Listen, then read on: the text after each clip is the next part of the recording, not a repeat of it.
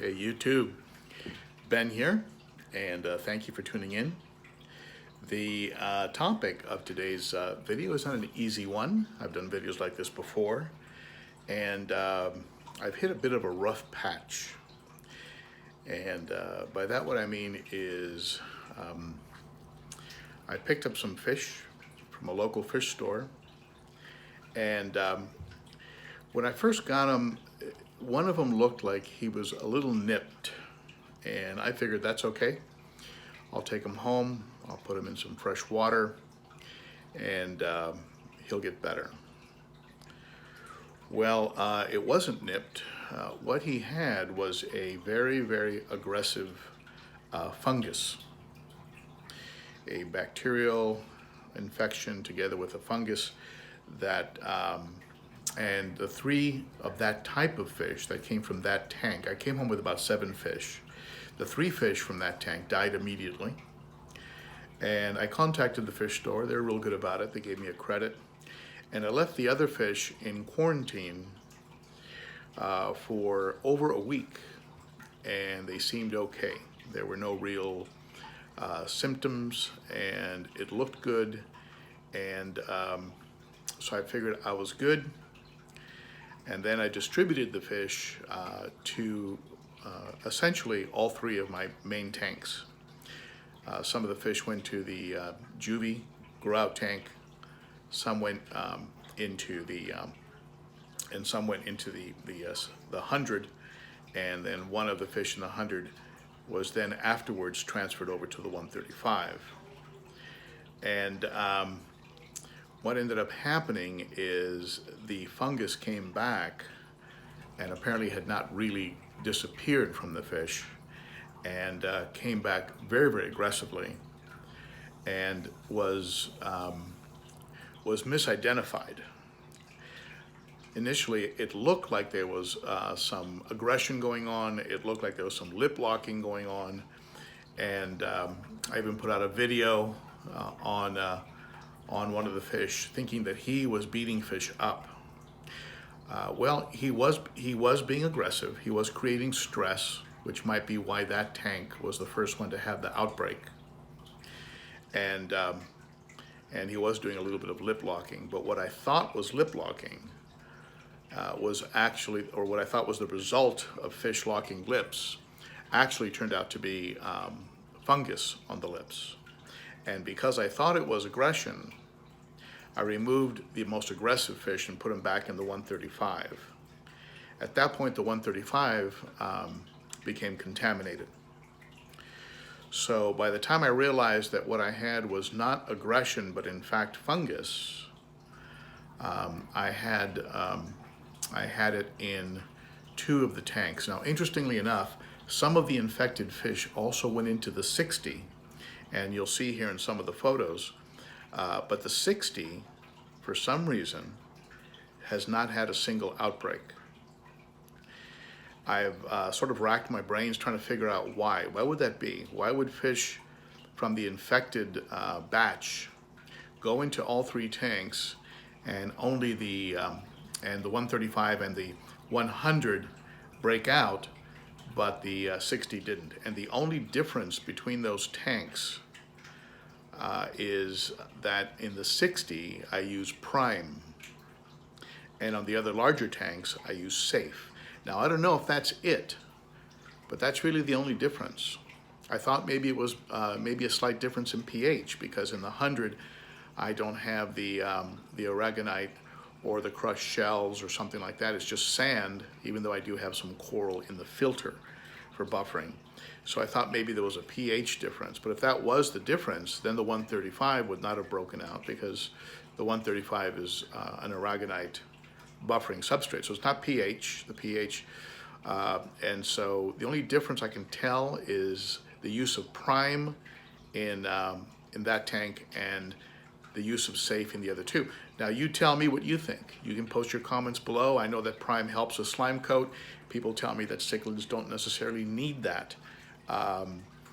All I know is that the 60 continues to be very, very healthy, including the fish that were in the batch that ended up contaminating the other 2 tanks. So let me show you a little bit about what happened. Let me show you the results of what happened. This is on nobody except me. And when you buy fish in a store, my advice, never buy a fish that looks like it's under stress, whether it has clamped fins, whether it has nipped fins, whether you see a teeny little spot. You don't need to be a Mother Teresa and take that fish home. Just simply leave that fish, because you don't know what you're bringing home. And in my case, it turned out to be rather devastating. I'm not sure what the total loss is. I haven't sat down and counted it. There's a part of me that doesn't want to count it, but I'm thinking I've got to be in the neighborhood of between 15 and 20 fish that have died, and probably 2 more that are about to die. So this stuff was pretty aggressive, and if it bothers you to see fish that are sick or in distress or dead, I suggest you turn the video off at this point, because I'm going to show a few pictures as part of explaining what actually happened, and certainly some lessons to be learned here. In particular, be very, very observant and careful when buying fish, and certainly quarantine for longer than a week.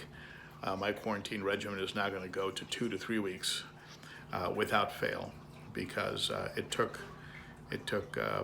obviously a little bit longer for some of these fish, and some of them were carrying it inside and not showing outward. Some of them just sort of tipped over and died, which tells me that it was attacking the organs, and so this fungus was a pretty nasty one. You take a look. You tell me what you think. From here forward, I'm going to show some pictures and some scenes that you might find disturbing. So if that bothers you, I suggest you go ahead and end off at this point. Okay? Thank you so much for tuning in, and I hope we can get something out of this.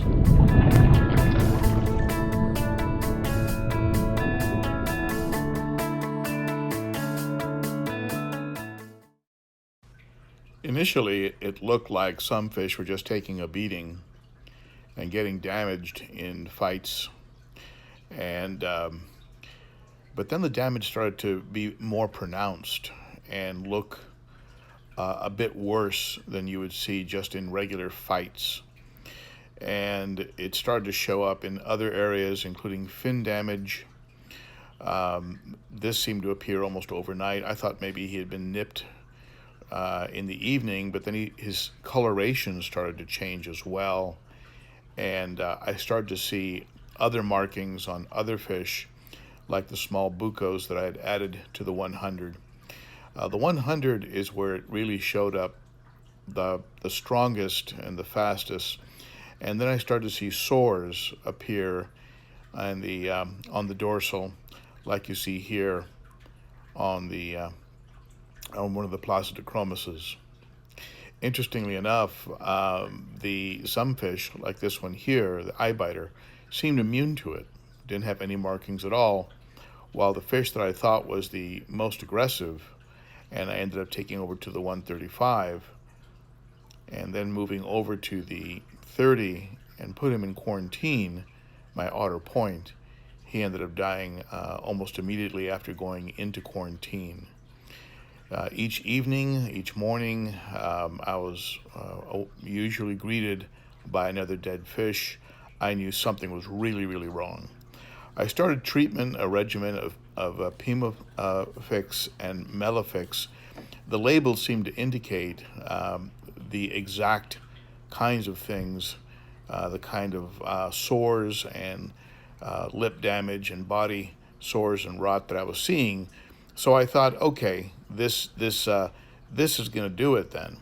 So I started a pretty heavy regimen of this medication, and it may have slowed things down a little bit, but I continued to see very bad results, and now they were showing up even in the 135, who up to this point had seemed immune. That's on my sand diver. Some damage in the fins, and also an eye that was already sensitive. The sand diver was under a little bit of stress, being harassed by the tank boss. Any fish who was under any kind of stress, any fish who had any kind of damage or nips would immediately start to show the signs, as you see here in the sand diver. Then the 135, the old man, one of the first cichlids I'd ever had, my OB, who I love quite a bit, he just tipped over and died. So again, the age of him, things of this nature probably contributed. I then decided to take all of that Pima and Malefics out of the tank with carbon, high quality carbon. I took all of that medication out of the tank, did a very, very thorough vacuuming and water change, and reducing the level of the 100 and the 135, and removing the fish that showed the biggest signs of damage. All of those fish were taken out. I was not going to mess around and lose all of these fish in here, so I put the fish that showed the most damage in quarantine, reduced this water level down to a few inches, and then refilled it, and didn't change my safe regimen. Continued to use safe in this tank, and filled it back up, as you can see here. The fish were, going through this process probably stressed them a little bit more, but at this point I had to take fast action because I was just losing too many fish. I removed fish from the 135. I put them back in the 30 in the quarantine tank. You can see them here. The dolphins, I'm pretty sure, are not going to make it. I'm hoping the sand diver makes it. I like that fish a lot. I like them all, but when they start to lose their ability to swim, or you start to see them upside down, like this morning I saw the dolphins, they were upside down. I don't think they're going to make it. But the other fish, I've started a much more aggressive regimen of treatment. It's expensive because I'm treating all my tanks, except for the 60, which seems to continue to be fine. But they're being treated with a full spectrum antibiotic. This is Mardell's Maricin Plus, and it contains several types of antibacterial. So I removed the old stuff, and I'm using this. On a good note, the 60 is looking great, which is a little bit surprising since some of the fish in here were brought over from the same batch that seems to have infected the other two tanks. And as I mentioned earlier, the only difference being that this one I'm using Prime. Not sure if that's the only reason or the reason, but that electric blue was in with the other fish that infected the other two tanks. And as you can see, he's healthy and doing well, as are several other fish that are in here that were brought over from the 60, or rather from the 30. And the fish left behind in the 135, the ones that were not put in quarantine, are also looking very, very good. They seem to be responding to the medication, to the big water change, to the removing of the Melifix and the Pimafix, and to the adding of the more powerful full spectrum antibiotic. So these guys are, fingers crossed, on the mend. And as you can see, some of them are very special to me, like the Autopharex tetrastigma and my Malawi hawk, my Fusco. These are all very special fish, and I'm hoping they actually can get through this okay. So that's what happened, and I appreciate you watching and listening to the story, and the lessons are certainly very clear. Never pick up fish that look in any way sketchy, even if they're delivered to you. I don't know. I just would be very leery to even accept them.